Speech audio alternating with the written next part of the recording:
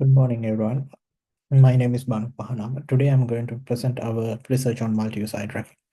In today's presentation, we are going to talk about multi-eyes, a commodity hardware-based multi-use eye tracking solution. This research was developed at a NERD's lab with Dr. Sambal Jara. So let me start with what is eye tracking. Eye tracking can be simply defined as measuring the dynamics of our ocular system or measuring the changes in our eyes. These changes can be measured in two types of measurements. The first type of measurement is the gaze portion, which represent where are we looking at, and the other type of measurement represent the pupil diameter, or the change in the pupil dilation of our eye. Now, eye tracking has wide variety of applications. They range from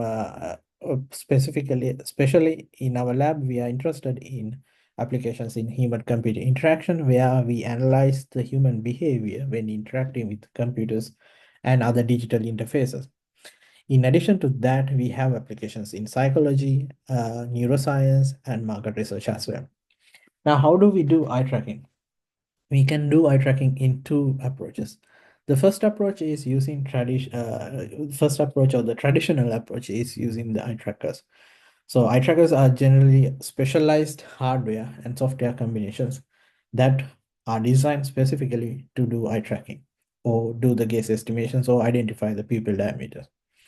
The other approach is to use the commodity hardware. Here what we do is similar to what you see in the image. We use a web camera and combine it with computer vision to identify to do the eye tracking process. Now, this brings us to what is multi-use eye tracking. So in the case of multi-use eye tracking, it can be simply put as capturing the eye tracking behavior of a group of individuals, such as a classroom or a public space.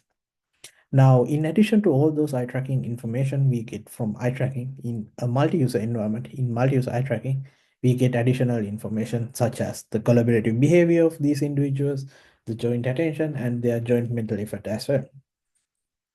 Now, the challenge here is that if we consider that eye trackers, these eye trackers can work with only one user, or they are designed to track only one person. So as a result, a multi-user environment requires dedicated device per user. For example, as you can see in the image as well, we have two participants and we need to have two eye trackers. Now, the problem here is this leads to complex and highly constrained environments. And in addition to that, considering the cost of these eye trackers, this will make our experimental setup really expensive. So what is our solution? So our solution to this problem is to develop a commodity hardware-based multi-use eye tracking system. Through that, by using a commodity hardware like web cameras, we can make it really cost effective. And while making that, we might lose some performance in terms of accuracy. Now, so how does our architecture or how does our approach work? In our approach, we have three steps. The first step is the user detection. Here, what we do is we identify the faces in the camera frame. The second step, we do the gaze directions. That means we identify where each person is looking at. And finally, in the gaze mapping, we determine where each user is looking on a screen or a surface. Now, let's go through each individual step in detail. In the first step or in the user detection step, what we do is we use a model called face mesh to identify the faces. Here we assume a perfect scenario with no occlusions or partial faces. Once we have identified the faces, we establish boundary boxes and then we crop and resize these images or the faces. In addition to those two steps, we also do a blink detection. So we will filter noise that may get introduced from a closed or partially closed eye.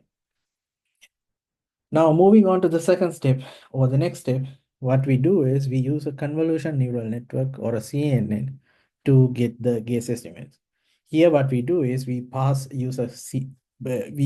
those image patches or facial images to the CNN and get the gaze angles. So the gaze angles are represented in pitch and yaw angles, which basically represent our gaze direction with respect to our eyes. Now, in the case of the model we are using for the gaze estimation, we use a pre we use we start from a ImageNet pre-trained model, uh, and we fine tune with a guess data set. So the reason for using ImageNet pre-trained model is to achieve a faster convergence. So when to fine tune this model or the CNN, we use a large scale data set like XGS data set with 1 million images. Now, in the final step or the next step, what we do is we combine the gaze directions we get from the gaze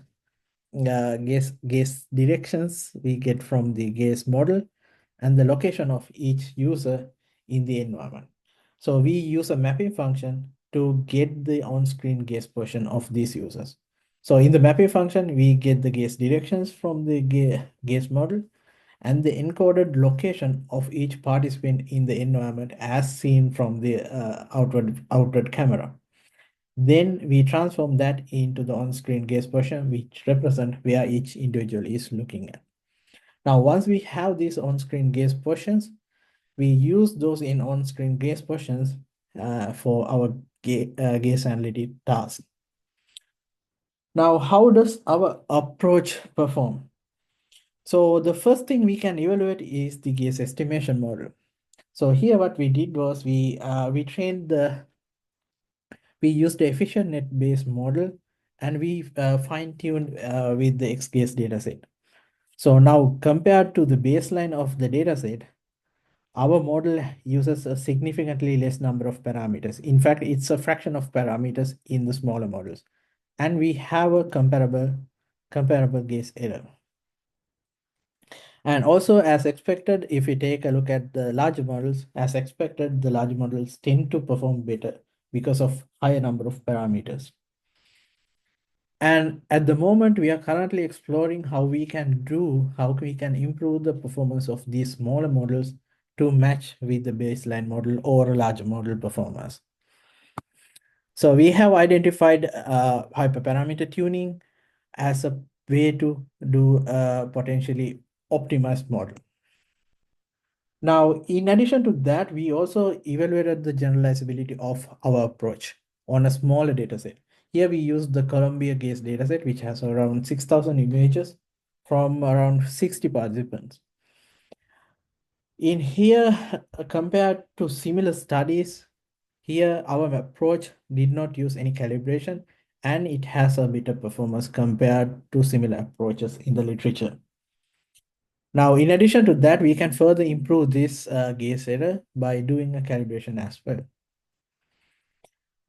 And as the next step, we also developed a prototype application for our multi-use eye tracking system using our gaze model. Here, what we did was we placed a web camera that tracks two people and estimates their gaze. Then we conducted a joint attention experiment with 5 participants, a pilot study with 5 participants, and computed standard gaze measures, which includes fixations and saccades. And then after that, we evaluated the results we obtained, and we identified that we have comparable results to prior joint attention experiments. And which through and in after that, in our final study, we analyzed the sampling rate of our prototype application we used for the joint attention experiment. On average, our sampling rate was 17 Hertz with a maximum of 21 Hertz. Now, this is compared to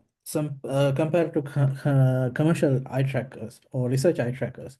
This is low. For example, if you consider the gaze point, we have 30 to 60 Hertz and Toby has 30 to 70 Hertz. Now, compared to these two eye trackers, we have a lower performance.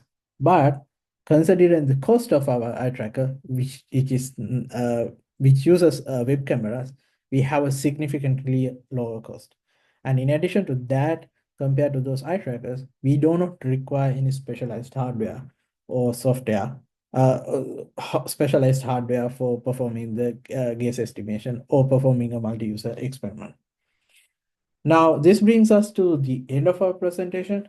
To summarize our approach enables affordable multi-use eye tracking with web cameras using with deep learning. And in addition to that, our approach is lightweight compared to existing deep learning based guess estimation approaches, and with possible areas of improvement, which will make it more efficient in terms of parameters. And in addition to that, moving forward, we also plan to improve the guess estimation models and enhance the real-time performance of our approach as well.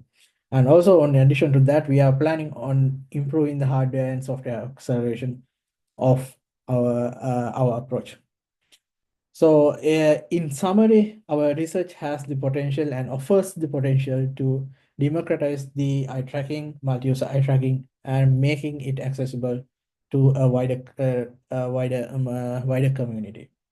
Thank you, and I look forward for your questions. Thank you.